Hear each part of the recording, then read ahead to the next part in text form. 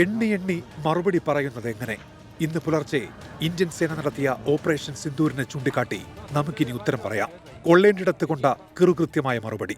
Indian മണ്ണിൽ നിന്ന് 150 kilometre അപ്പുറം പാക് പഞ്ചാബിലെ ബഹാവൽപൂരിലെ ജെയ്ഷെ മുഹമ്മദിന്റെ ആസ്ഥാനം.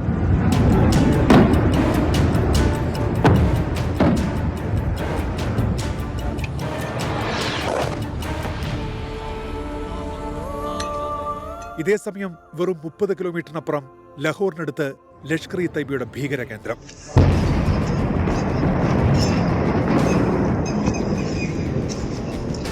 ഇങ്ങനെ അടുത്തും അകലെയുമുള്ള എണ്ണം പറഞ്ഞ 9 ലക്ഷ്യകേന്ദ്രങ്ങൾ തകർന്നടിഞ്ഞു.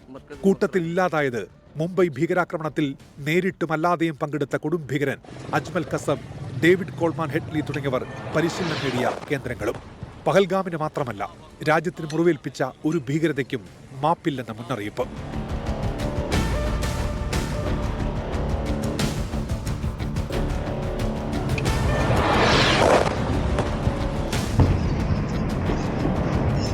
പാക് ജനതയോട് ധൈര്യമായി ഉറങ്ങിക്കോളൂവെന്ന പാക് സേനയുടെ വീരവാദത്തിന് മിനിറ്റുകളുടെ ആയുസ് മാത്രമേ ഉണ്ടായിരുന്നുള്ളൂ. ഞങ്ങളിതാ തയ്യാറെന്ന് ഇന്ത്യൻ സേന പറഞ്ഞിട്ടും പാക് സേനയ്ക്ക് നോക്കി നിൽക്കാനേ കഴിഞ്ഞുള്ളൂ. തകർന്നത് ഭീകര കേന്ദ്രങ്ങളെങ്കിലും മുഖത്തടിയേറ്റ് നിൽക്കുന്നത് ഭീകരരുടെ സംരക്ഷകരായ പാക് പട്ടാളമാണ്. News desk 24.